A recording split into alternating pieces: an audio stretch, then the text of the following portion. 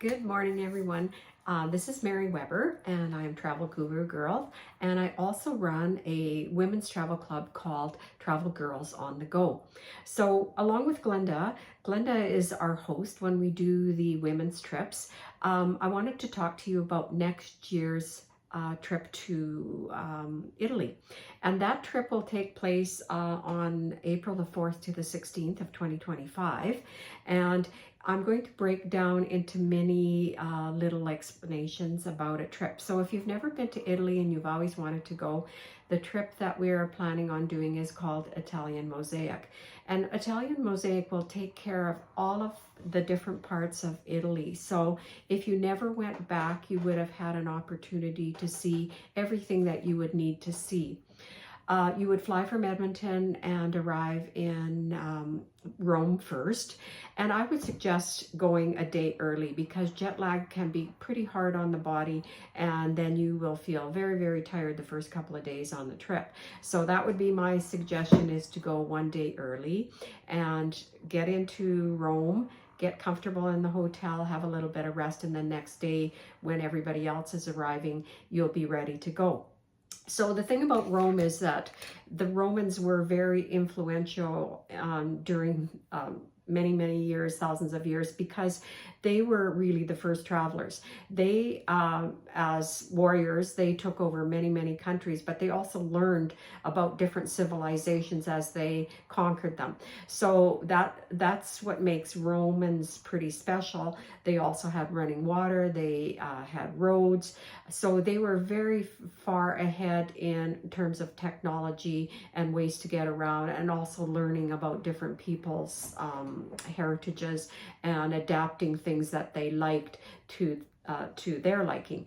They also, I would have considered the first all-inclusives because they had spa vacations along the ocean, and so they were really a great people.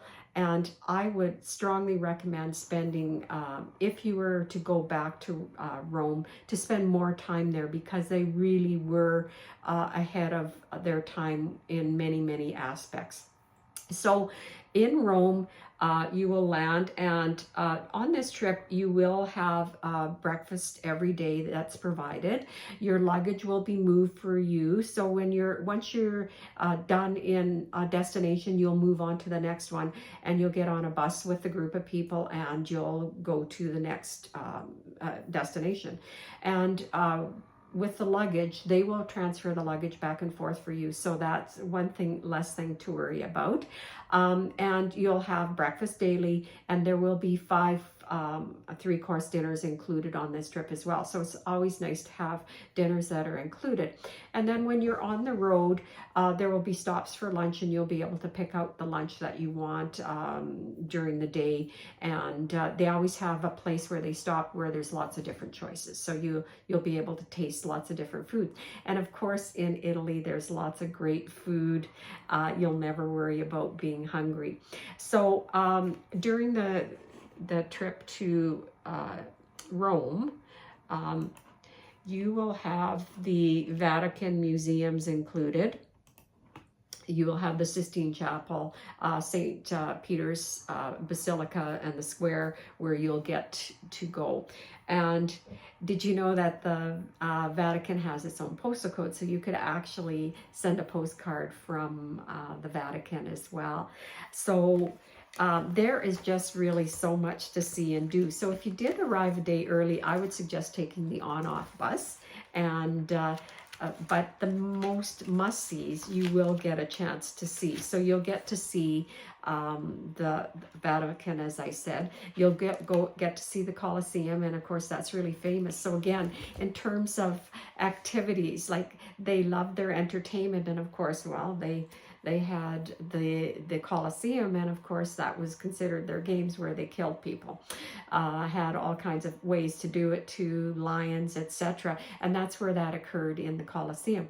So as gross or awful as it sounds, they were the first entertainment venue, kind of like Las Vegas, if you want to think about it that way. So you do get an opportunity to go in there and see it, and see how vast it is, and what it must have been, picturing yourself being at at one of their events. So it's quite well preserved actually, and they've excavated quite a bit down into the bottom where a lot of the people and animals would have been housed before their big games would start. So it's a great opportunity to see. So if you look on here, here is the Colosseum, and of course that's the front of the Vatican or St. Peter's Square. And this is an older book, but because I'm not using a PowerPoint, I'm just going to show you some pictures and you know, that sort of thing. So it's really great that actually, if you were to look overhead in Rome, you could walk it fairly easily, although it would be fairly tiring to see all of the sights that way. That's why I recommend the on-off bus, because you'll have earphones, you'll be able to hear all about the different things that you can see, and then you can get off if you want, or just stay on the whole route and get a visual of the whole place. There is a great underground rail system that you can take, and there's things like the crypts. So if you're interested in underground crypts, they have those in Rome to go and see. So there's really a ton to see. There's a ton of history. So I really recommend going to Rome and spending a couple of extra days if you can. If you can't, you will get the most must-sees in Rome will be available to you. So that's the first day of the trip.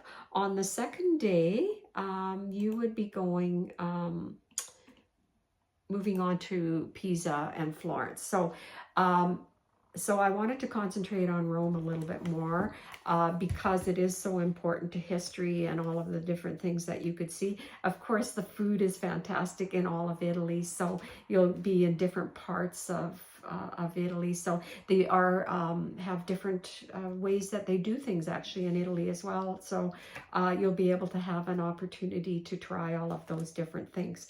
So I highly recommend this trip for seeing the highlights of Italy, and everything that you wanted to see about Italy, you will be able to see.